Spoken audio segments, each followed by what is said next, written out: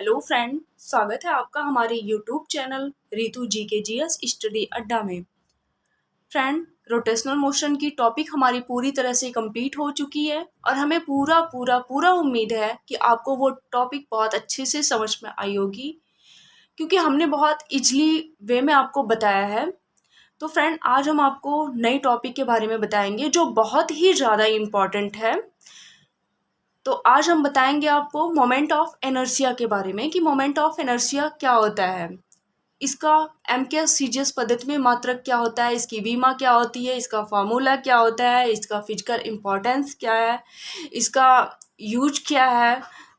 तो इन सब चीज़ों के बारे में बताएंगे। तो आप लोग वीडियो को पूरा देखिएगा, जिससे आपको हर एक टॉपिक बहुत अच्छे से समझ में आए। तो आइए फ्रेंड, चलते हैं अपने टॉपिक पर। फ्रेंड, आज की हमारी टॉपिक है मोमेंट ऑफ इनर्शिया।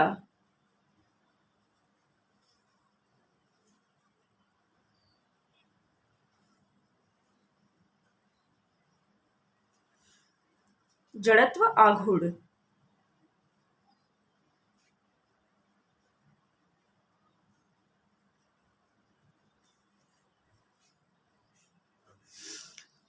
इसी के बारे में हम लोग पढ़ेंगे, जड़त्व आघूर्ण के बारे में। तो देखिए, जड़त्व आघूर्ण होता क्या है। जब कोई पिंड किसी अक्ष के परितः घूर्णन करता है तो उसमें अपनी घूर्णन अवस्था में होने वाले परिवर्तन का विरोध करने की प्रवृत्ति होती है। फिर से देखिएगा, जब कोई पिंड किसी अक्ष के परितः घूर्णन करता है तो उसमें अपनी घूर्णन अवस्था में होने वाले परिवर्तन का विरोध करने की प्रवृत्ति होती है। पिंड का यह गुण, जिसके कारण वह किसी अक्ष के परितः घूर्णन में किए जाने वाले परिवर्तन का विरोध करता है, पिंड का घूर्णन अक्ष के परितः जड़त्व आघूर्ण मोमेंट ऑफ इनर्शिया कहलाता है। आइए लिखते चलते हैं फ्रेंड, आपको हर एक टॉपिक अच्छे से क्लियर होती जाएगी।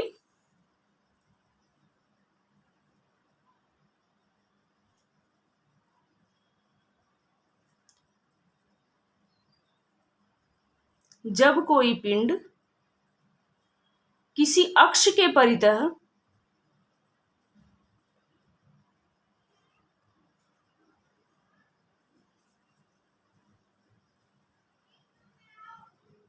घूर्णन करता है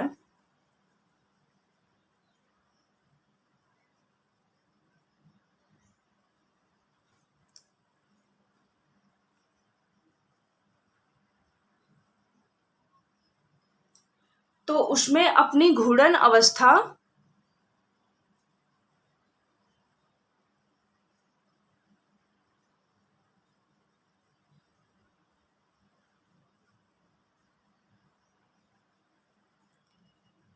घूर्णन अवस्था में होने वाले परिवर्तन में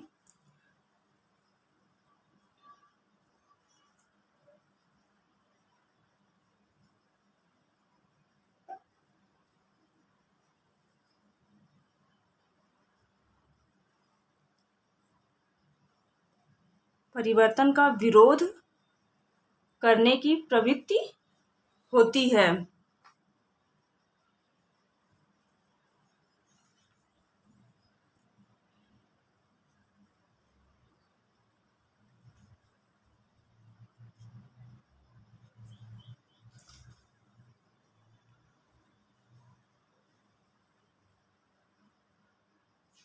पिंड का यह गुण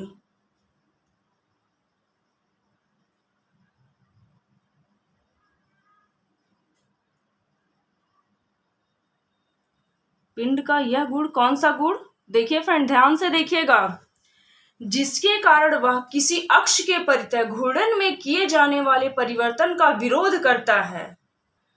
जिसके कारण वह किसी अक्ष के परितः घूर्णन में किए जाने वाले परिवर्तन का विरोध करता है, पिंड का घूर्णन अक्ष के परितः जड़त्व आघूर्ण कहलाता है।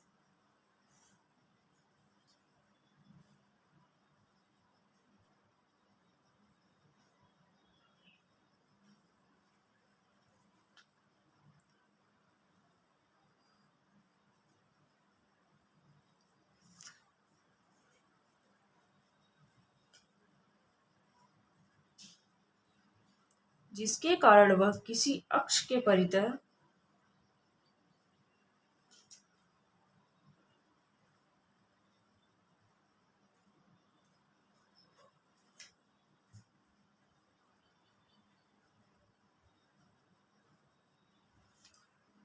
घूर्णन में किए जाने वाले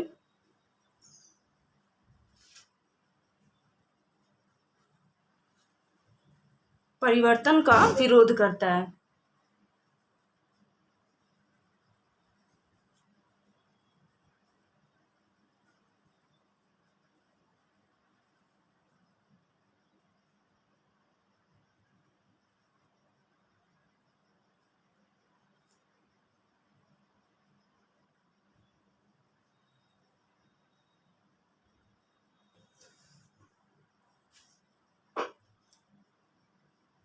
विरोध करता है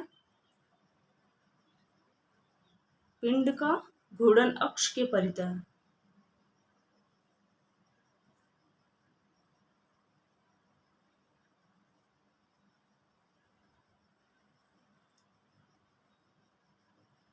घूर्णन अक्ष के परितः क्या कहलाता है फ्रेंड? जड़त्व आघूर्ण।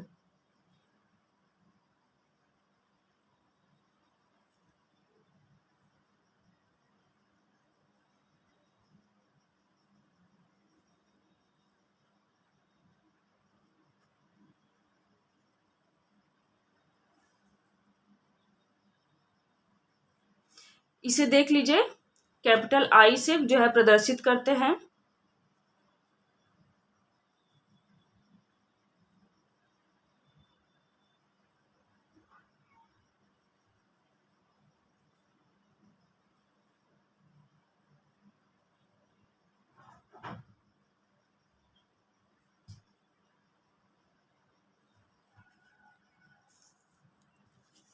ये हो गया फ्रेंड हमारा मोमेंट ऑफ इनर्शिया का डिफिनेशन।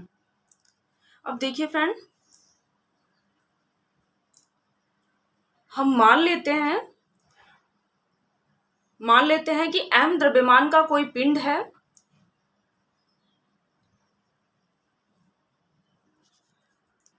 सॉरी फ्रेंड, हम मान लेते हैं कि m द्रव्यमान का कोई कण किसी अक्ष के परितः घूर्णन करने के लिए स्वतंत्र है तथा कण की घूर्णन अक्ष से दूरी r है। तब इस कण का घूर्णन अक्ष के परितः जड़त्व आघूर्ण कण के द्रव्यमान व उसकी घूर्णन अक्ष से दूरी के वर्ग के गुणनफल के बराबर होता है। फिर से देखिएगा फ्रेंड, मान लेते हैं कि m द्रव्यमान का कोई कण किसी अक्ष के परितः घूर्णन करने के लिए स्वतंत्र है तथा कण की घूर्णन अक्ष से दूरी जो है r है। तब इस कण का घूर्णन अक्ष के परितः जड़त्व आघूर्ण कण के द्रव्यमान व उसकी घूर्णन अक्ष से दूरी के वर्ग के गुणनफल के बराबर होता है। आइए लिखते चलते हैं।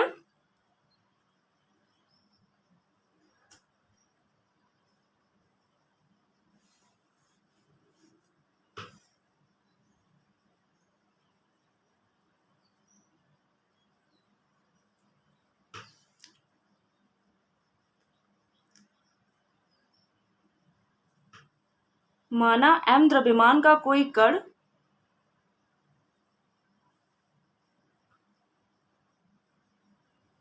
किसी अक्ष के परितः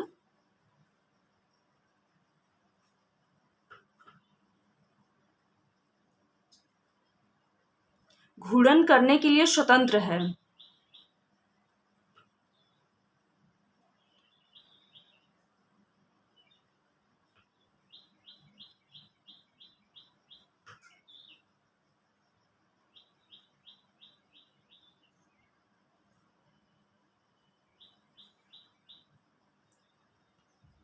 तथा कण की घूर्णन अक्ष से दूरी r है तथा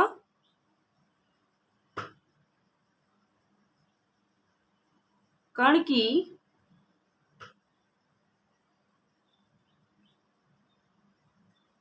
घूर्णन अक्ष से दूरी जो है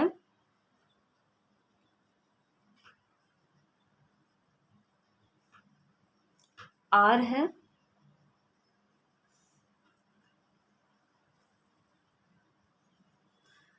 तब इस कण का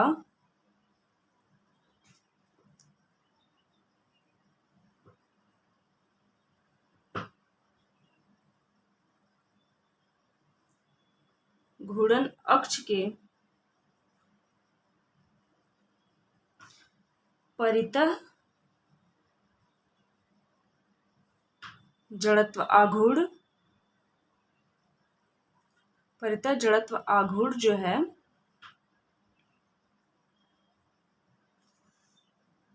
कण के द्रव्यमान व उसकी घूर्णन अक्ष से दूरी के वर्ग के गुणनफल के बराबर होता है।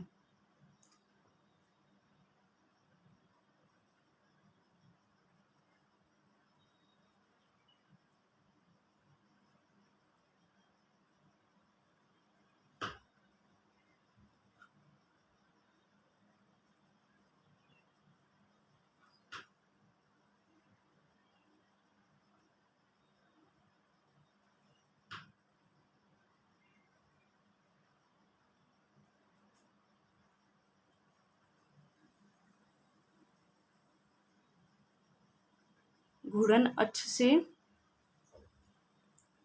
दूरी के वर्ग के गुणनफल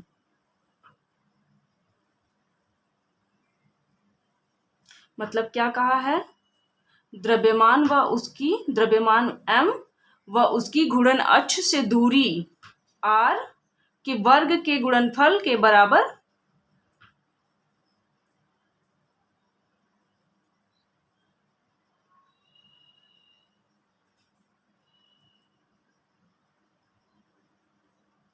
होता है, mr² के बराबर होता है।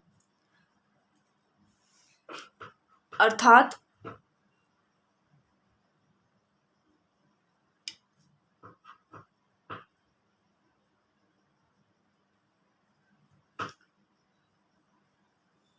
कण का घूर्णन अक्ष के परितः जड़त्व आघूर्ण क्या होगा तब,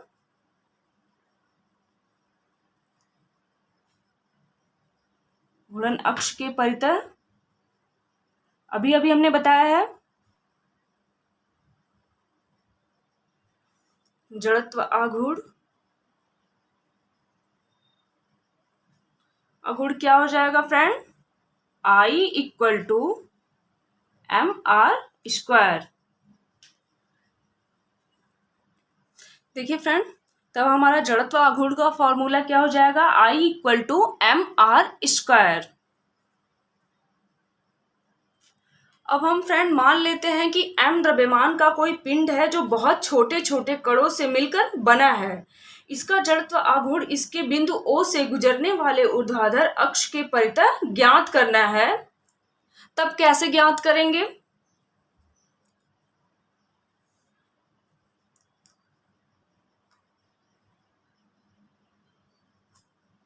माना m द्रव्यमान,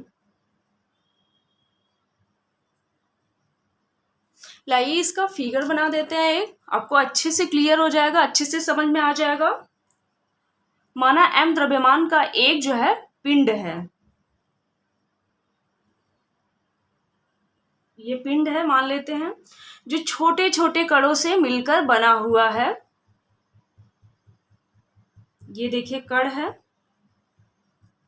छोटे छोटे कणों से मिलकर बना हुआ है। तब इसका जड़त्व आघूर्ण इसके बिंदु O से गुजरने वाले ऊर्ध्वाधर अक्ष के परितः कैसे ज्ञात करेंगे। तो मान लेते हैं फ्रेंड, पिंड के छोटे छोटे कणों के द्रव्यमान जो है m1 m2 m3 dot dot है, और इनकी दूरी क्या हो जाएगी, r1 r2 r3 हो जाएगी। क्या बोला है, कैसे जड़त्व आघूर्ण इसके बिंदु O से गुजरने वाले ऊर्ध्वाधर अक्ष के परितः ज्ञात करना है।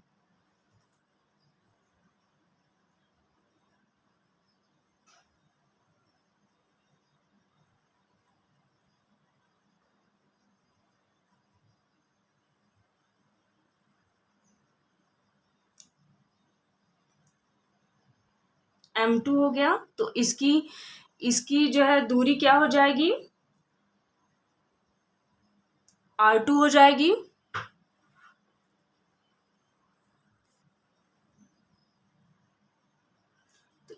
इसकी घूर्णन अक्ष से दूरी क्या हो जाएगी, R1। ये हो गया हमारा M4। ये इसकी घूर्णन अक्ष से दूरी R4। M3 है, घूर्णन अक्ष से दूरी R3। ये क्या है, O है हमारा जड़त्व आघूर्ण, इसके बिंदु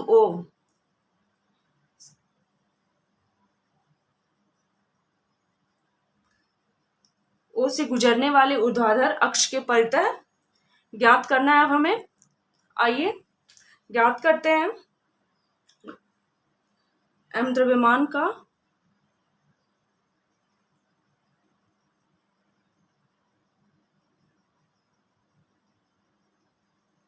कोई पिंड बहुत छोटे छोटे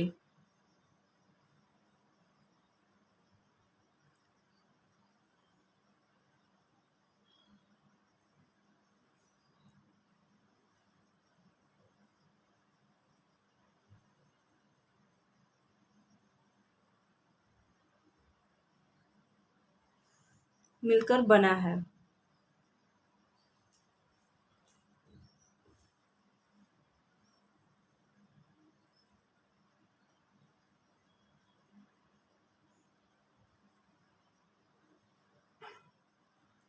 इसका जड़त्व आघूर्ण इसके बिंदु O से गुजरने वाले ऊर्ध्वाधर अक्ष के परितः कैसे ज्ञात करेंगे। जड़त्व आघूर्ण इसके बिंदु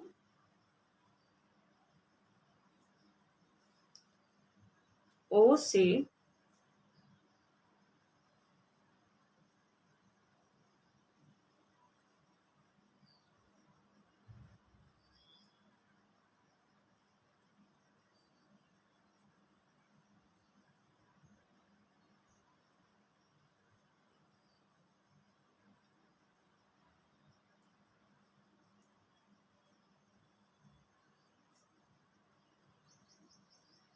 ऊर्ध्वाधर अक्ष के परितः ज्ञात करना है हमें। तब कैसे ज्ञात करेंगे, देखिए फ्रेंड, फिर से मान लेते हैं फिगर से। माना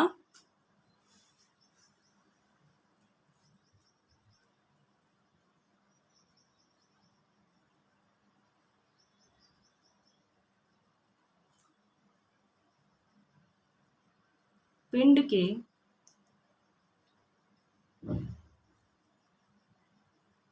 छोटे छोटे कणों के द्रव्यमान छोटे छोटे जो ये M द्रव्यमान का एक पिंड है और जो छोटे छोटे कणों से मिलकर बना है, ये सब छोटे छोटे कण हैं।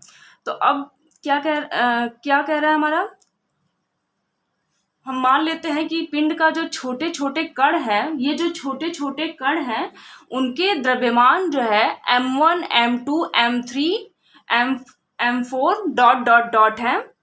छोटे छोटे कणों के द्रव्यमान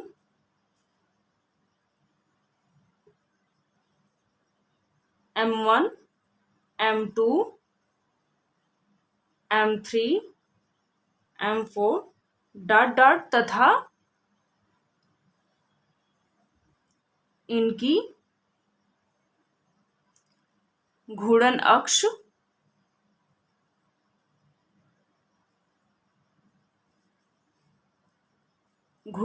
से दूरियां जो है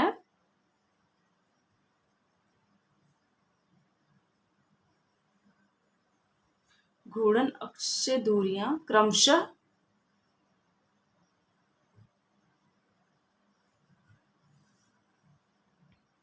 R1 R2 R3 R4 dot dot हैं। अतः इन कणों के जड़त्व आघूर्ण क्रमशः, तब इन कणों के जड़त्व आघूर्ण क्या हो जाएंगे फ्रेंड, जब इनका जो है द्रव्यमान m1 और इनकी घूर्णन अक्ष से दूरी r1 है, तब इसका जड़त्व आघूर्ण क्या हो जाएगा? ये हमारा हो जाएगा m1 r1 square, m2 r2 square, m3 r3 square, ये हो जाएंगे। अतः इन कणों के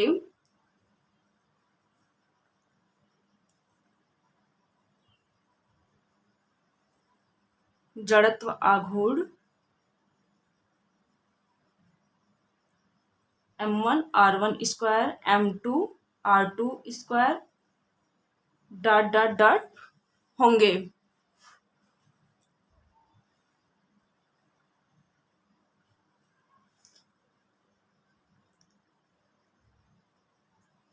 पूरे पिंड का घूर्णन अक्ष के परितः जड़त्व आघूर्ण इन समस्त कणों के जड़त्व आघूर्णों के योग के बराबर होगा।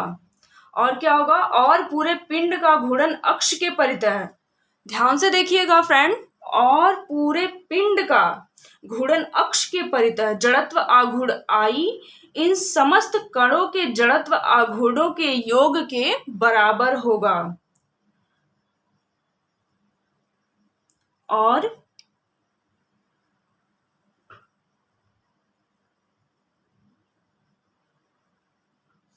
पूरे पिंड का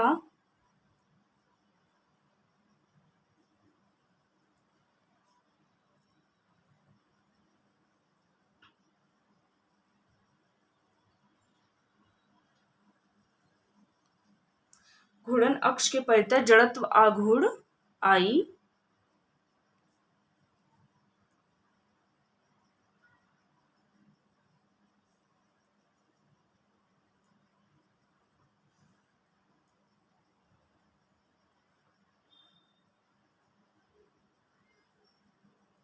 इन समस्त कणों के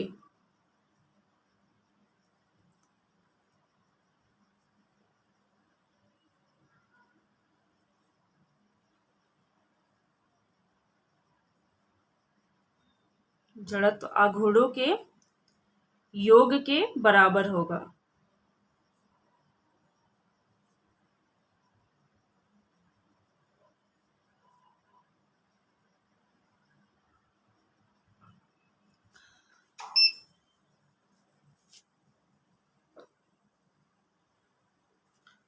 इसलिए I इक्वल टू क्या हो जाएगा? m1 r1 square plus m2 r2 square plus m3 r3 square plus dot dot dot हो जाएगा। अथवा